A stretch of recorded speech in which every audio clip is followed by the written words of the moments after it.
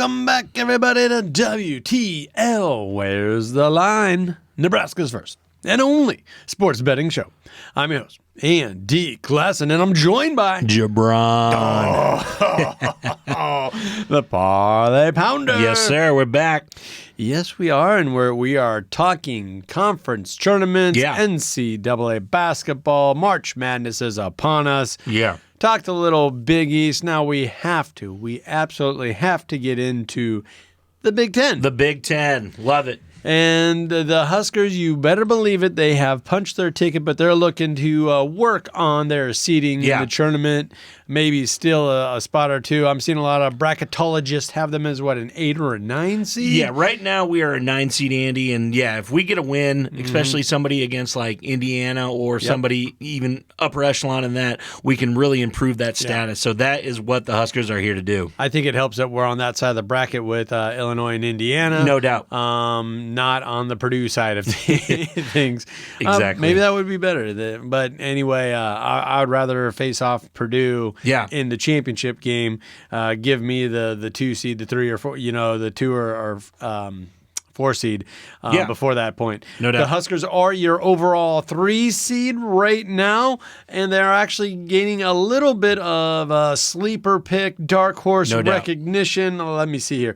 Kyle Boone, senior staff writer for CBS Sportsline. There you go. Actually has them as his sleeper pick over Michigan State, Ohio State, and Illinois. So how about that? No, we'll take it. You got to love that, Andy. And like you said, Nebraska over the past month has been very impressive. Yeah. And the Big Ten has showed it, giving our coach, the old Fred Hoiberg, Coach of the Year in the Big Ten, which is very awesome for us. Yep. And then Keisei Tamanaga putting up 30 points against Michigan, slid him all the way into second team All Big Ten, which is very, very good for, Casey, who's, not a do-it-all player, but a shooter. But you can see how he can score points, motivate the crowd, and get people into it. They slid him all the way up to second team, which is very awesome. No, he's a huge X factor. And if you've ever been to a game at Pinnacle Bank Arena and he splashes in a 3, the energy that creates. It's crazy.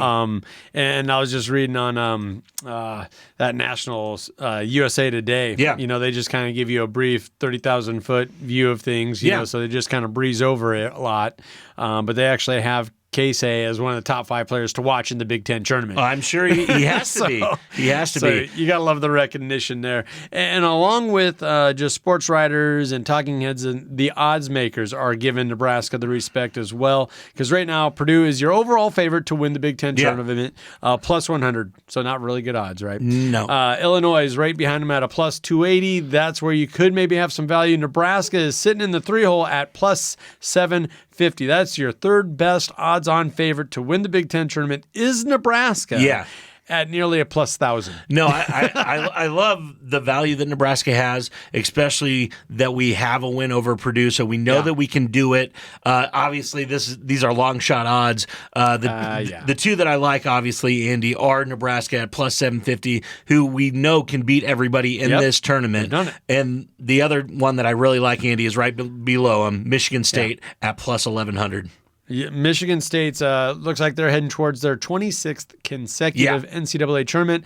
A lot of bracketologists and writers already are shooing them in. I believe they are going to make it. Big Ten, as of right now, looks like they have 6 slated into the tournament, with a couple teams on the outside looking in, such as Iowa. And if they have a good tournament, they could play themselves into the dance. Yeah, Andy, and this is one of the games that I want to talk to you about on Thursday. Okay. And we can get right into it. Let's do it. Minnesota, Michigan State. Like we just said, Michigan State kind of punched their ticket. Their last 4 bye in right now. So they have kind of punched their ticket. But if they would lose this game, it would mean disaster. It would be detrimental to them.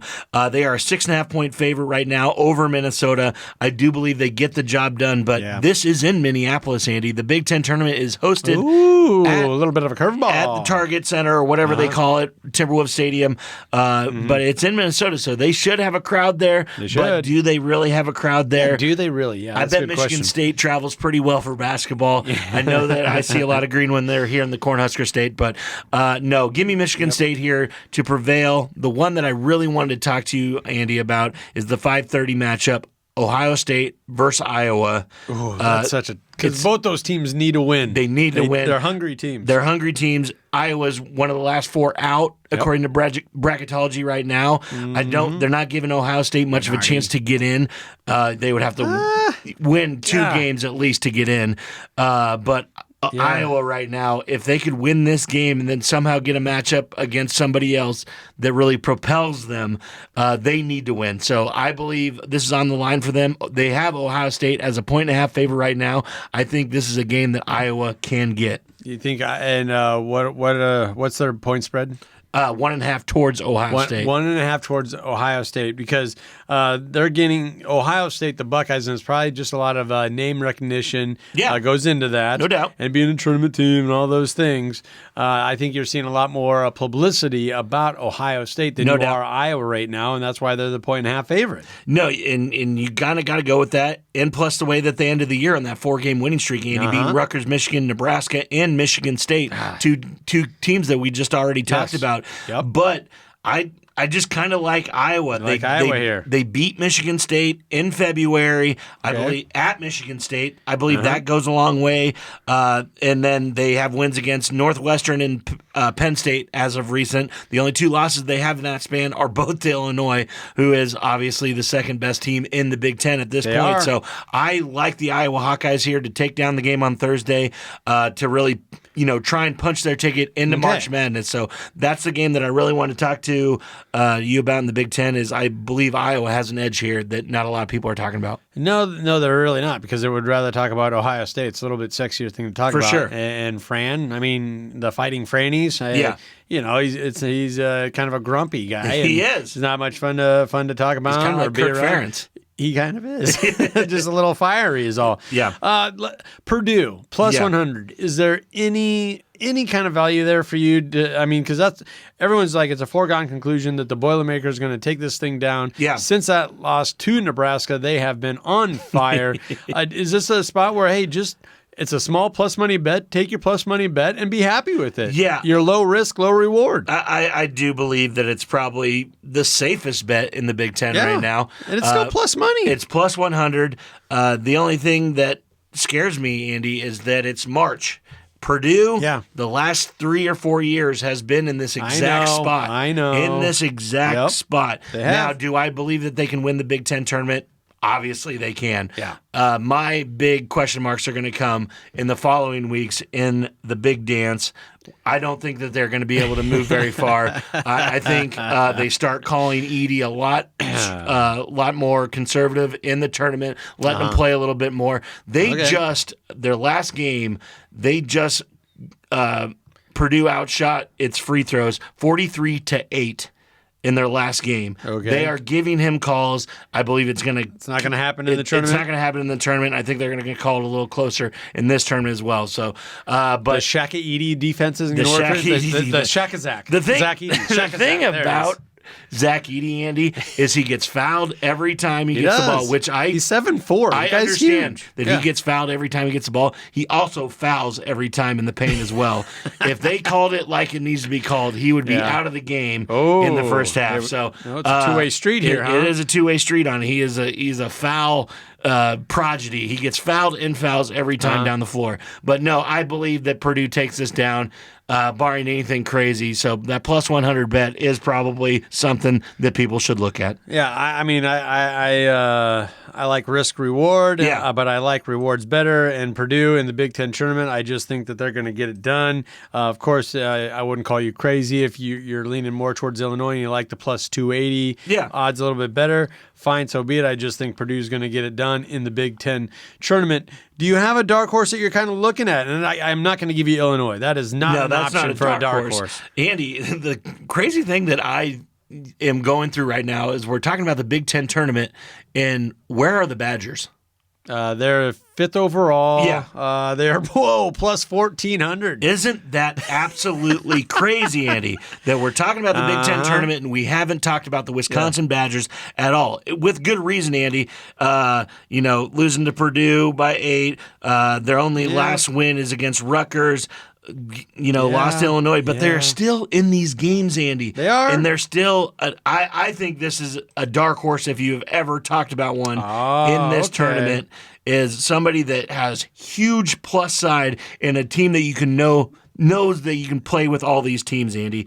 At a plus 1,400, I think it's just as good as outlier as Michigan State in Nebraska. Okay. And they get a game against Maryland, which I think they should take down on Thursday. So, if there's an outlier that I think should have a little bit more respect, I think it's Wisconsin. They have a nice blend of upperclassmen. A lot of juniors make up their starting five or in their starting five, along with some very talented freshmen.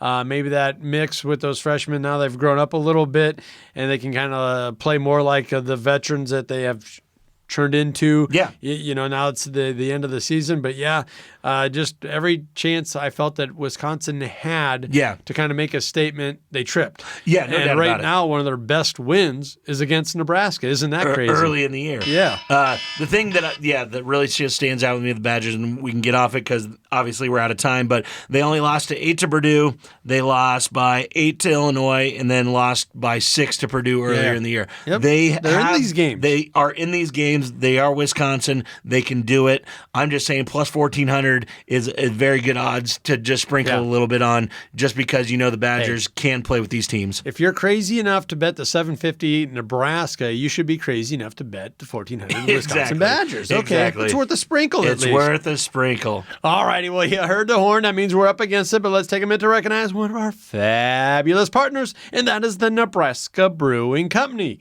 World class in every glass. Gibran, I'm talking about glasses of beer. See the little pun there? The play on words? Love that. Love that. We live for puns. We're a sports broadcast. Live for beer, too. Nebraska Brewing Company. World class in every glass. Don't go anywhere. This is WTL.